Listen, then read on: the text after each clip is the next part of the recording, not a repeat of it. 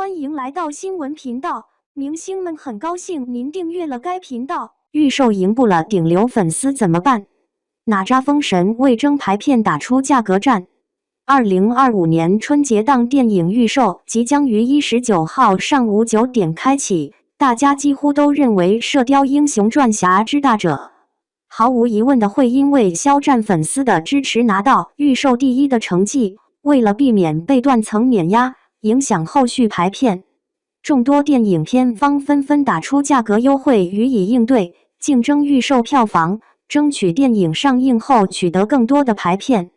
据相关电影博主透露，目前《哪吒之魔童闹海》、《唐探1900》、《封神2：蛟龙行动》均已推出票补策略，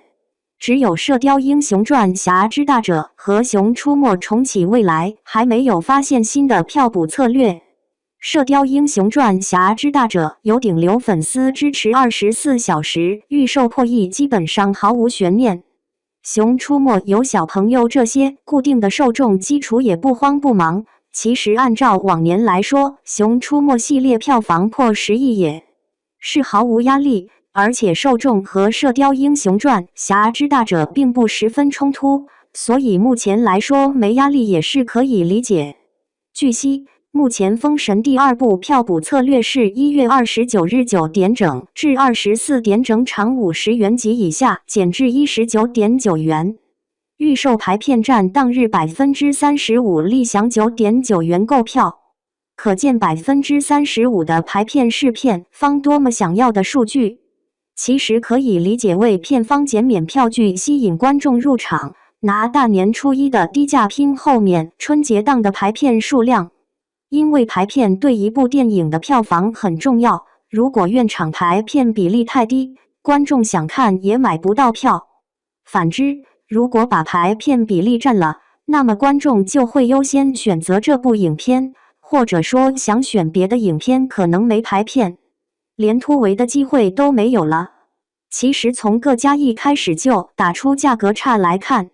就可以看出业内没有低估肖战对预售的影响力，而且挺重视的。唐探1900票补策略是1月29日9点整至23点59分期间场次，普通 2D 厅全国售价50元，含服以下减至19.9元，以上立减15.1元。CINITY IMAX HDR LED 中国剧目杜比世界全国立减20.1元。蛟龙行动大年初一也有优惠至19.9元的票补策略。哪吒之魔童闹海同样是大年初一有优惠至19.9元的票补策略，预售排片占当日 38%， 额外立减13元，最低立享 6.9元购票。网传该影片预售排片占当日 35%， 额外立减12元，最低立享 7.9元购票。只不过这样的优惠力度是对所有位置还是部分位置，还需要开售以后才能具体看到，具体查证后才知道。但是不得不说，票价低至这个程度，各大片方为了竞争后续排片也是拼了，宁可前期贴钱，也要争取后续的排片。今天将会是预售第一天，后续可能还会有路演或者发布会以及直播。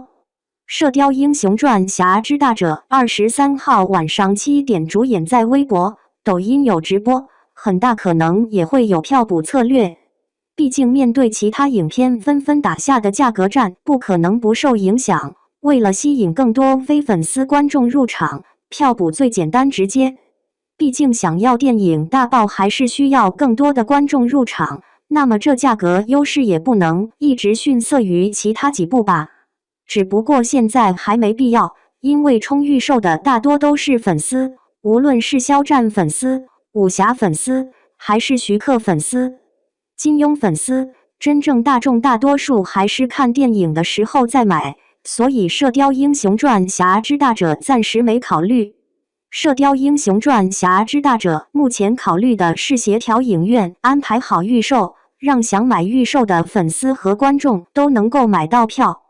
所以有消息说，影院今晚提前就排好《射雕英雄传侠之大者》的场次，方便明天观众们到了9点直接买，而不需要等排场或者不间断的刷新。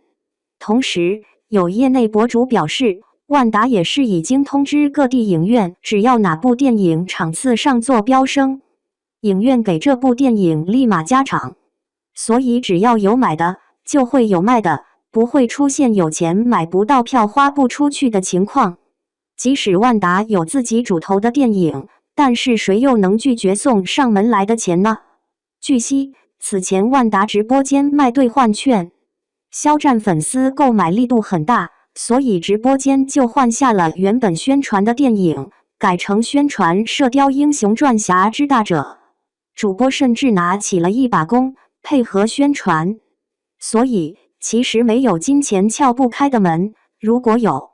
那只会是因为钱不够，不够引起注意，不够改变原有规则侧重。至于后续是否票补，大概率会参考预售成绩。如果预售已经断层碾压，取得高比例排片，可能不太着急。反之，如果想要吸引更多观众入场，大概率也会有票补。但是其实如果只是明面上打价格战，不暗中重伤贬低对方，这样的商战大家也是并不排斥的。正所谓八仙过海，各显神通嘛，对于观众而言也算良性竞争。你想要看哪一部影片呢？